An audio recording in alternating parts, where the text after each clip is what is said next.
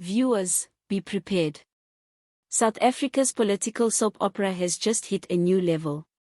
Taped recordings of a fiery telephone conversation between President Cyril Ramaphosa and ANC Secretary-General Balula have been leaked. And who is the mastermind behind this leak? None other than Balula himself. The tapes are not rumors, not hearsay, not second-hand information. They are stark unedited evidence of shouting, accusations, and tensions that make you feel as though you are sitting right in the middle of the tempest. For decades, South Africans have heard rumors about divisions within the ANC, but never before have they had so much of an unfiltered view of the struggles at the top. This is history in the making, and it could redefine the political future of the country. But before we plunge into the explosive revelations of these tapes, make sure you click that subscribe button immediately so you won't miss an update, because this narrative isn't a clickbait headline. This is a saga only just getting started, and every plot twist counts. Now, let us discuss why these tapes are so political of an earthquake. The ANC has endured numerous scandals previously: leaked emails, corruption commissions, factional battles, but this is different. This is the party's Secretary-General aiming squarely at the president. This is defiance and betrayal under one explosive motion. As recorded by his HLS tape monster, the exchange between Ramaphosa and Balula was not only tense but volcanic. They battle over leadership, responsibility, and the future of the ANC. Ramaphosa, who has struggled to project himself as cool, collected, and reforming, is now found in a recording confronting him as frustrated, shaken, and on the defensive. At the same time, Balula appears to be fearless, combative, and not afraid to tell people what most South Africans have been thinking. The timing of this leak is also significant. Only a few days before, Ramaphosa theatrically stormed out of an ANC meeting when cornered by critics from his own party. The ANC was already hemorrhaging internally, and this phone call appears to have been the tipping point that tipped Balula over. So just what do the recordings tell us? In the first instance, Balula's charges on the tapes. His tone is acidic, his voice relentless. He charges Ramaphosa with being totally out of touch with the challenges faced by average South Africans on a daily basis: rocketing unemployment, electricity blackouts, corruption, and ailing public services. His language is scathing, even vituperative, as he calls for firm leadership and asserts that the ANC cannot continue to exist on past reputation. Second, Ramaphosa's rebuke. The president has for years maintained the image of calm authoritative composure, but in these recordings the facade cracks. Ramaphosa speaks in raised tones, scolding Balula for being reckless in challenging the leadership of the party, for risking civil war in the ANC through public dissent, and for the only solution being unity. It's a frantic attempt at defending his leadership, and it lays bare just how much stress he's under. And then the boiling point, the debate turns into a shouting match, the two men speaking over one another. At one point, Balula bellows, "We cannot keep pretending things are fine when the people are suffering." To which Ramaphosa retorts, "And we cannot lead through chaos." These are not mere words. They are declaration of the ANC split, reform and resistance, order and rebellion, silence and confrontation.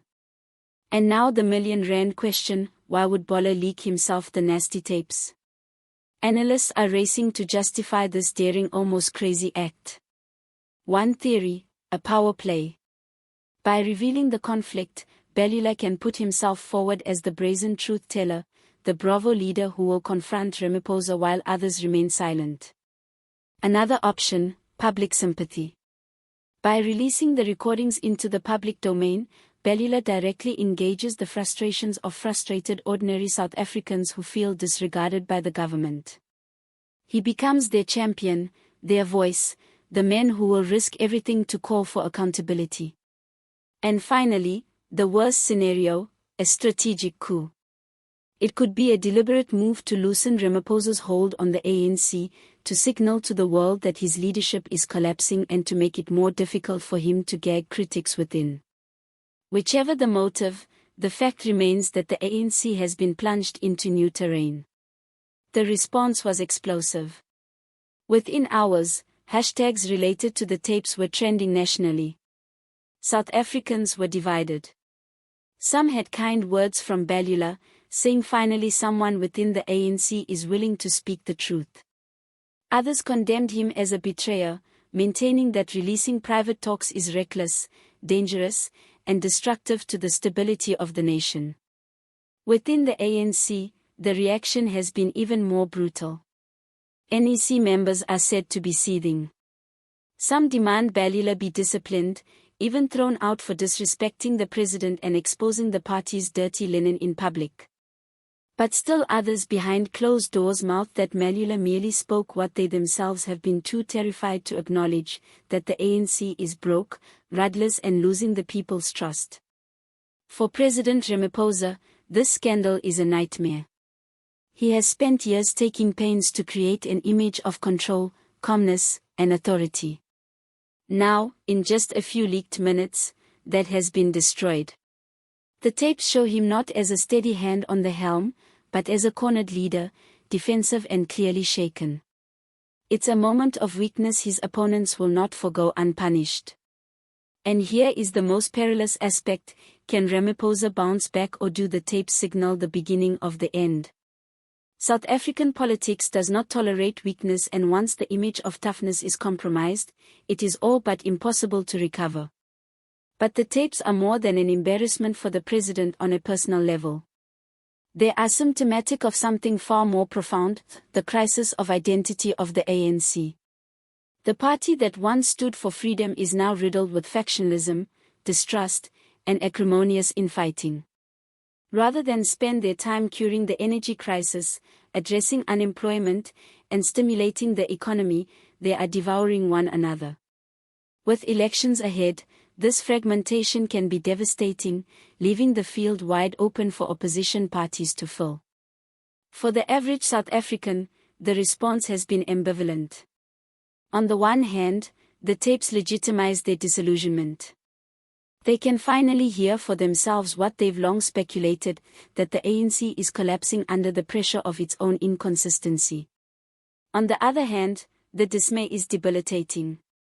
When the nation so badly needs inspirational leadership, the country's most prominent leaders are yelling at one another over the phone.